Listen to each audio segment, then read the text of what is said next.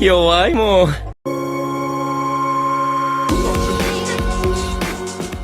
What is up, guys? It's your boy VT, and today we're talking about Jujutsu Kaisen 0. So Jujutsu Kaisen 0 is a prequel to Jujutsu Kaisen with a bigger focus on Gojo than we had in Season 1, which is actually really fun to watch. And it's a story of when our second years were originally first years, and a special grade cursed user named Yuta comes to Jujutsu Tech, even though he wanted to die initially. But Gojo brings him to Jujutsu Tech, just like he brought Itadori, and now he is one badass dude.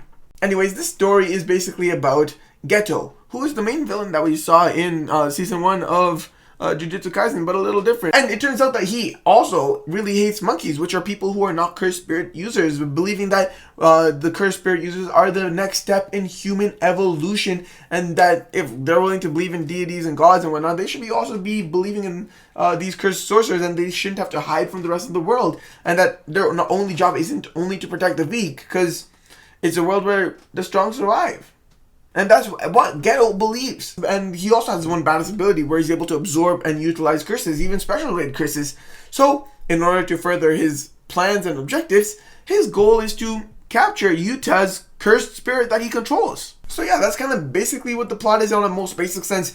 I don't really want to try and spoil it because I feel like it would be way too easy for me to spoil.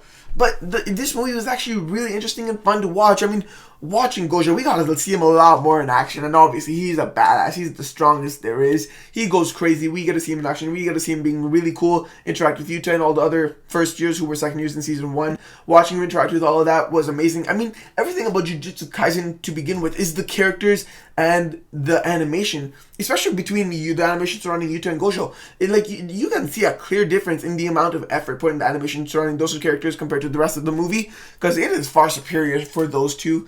And you can see that animation and characters are the biggest points in Jujutsu Kaisen franchise. Like, you're seeing that the characters are really interesting to watch, the relations are fun to watch, and you continue to see that in this movie. That's all really fun to watch. The story is just mediocre, but it's still kind of intriguing to view how everything plays out.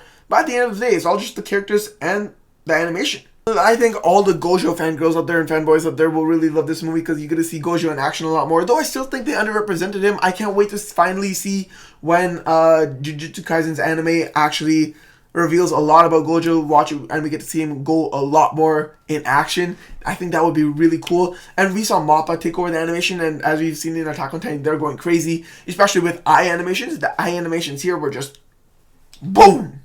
The eye animations are crazy. MAPPA really killed it with animation here.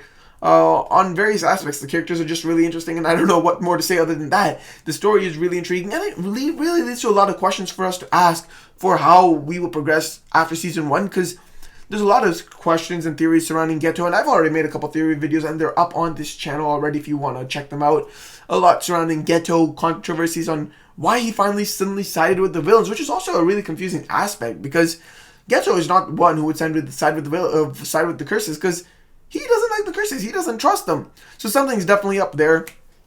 And this movie just brings to light a lot more of what's going on in this world and introduces a lot more characters to us and a lot more characters that we'll see in the future seasons of the show. And honestly, this movie was just pretty interesting to watch in general. It's not that immersive, but it is rewatchable because the characters are just pretty dope. You do really get excited for the future seasons of this show, seeing as how intriguing these characters are, and you want to see more of Gojo. You want to see more of these characters interacting with Gojo. You want to see how Itadori and the rest of the gang react when Yuta finally returns, because he's gone somewhere for a while with one of our former enemies, because the post-credit scene was a little confusing because there was an enemy that was fighting against Gojo, but now it turns out he's our friend. A little confusing there, but like I feel like that will be explained in future seasons. So yeah, we are excited for future seasons, especially after watching this movie. So with that, let me know what you guys think in the comments below. What did you think of the movie? What did you think of the animation, the characters, the relationships, Gojo? Let me know. And with that, that is all I have for you guys today. Don't forget to drop a like and hit the subscribe button for more movie reviews in the future. And I'll see you guys in the next one. Peace.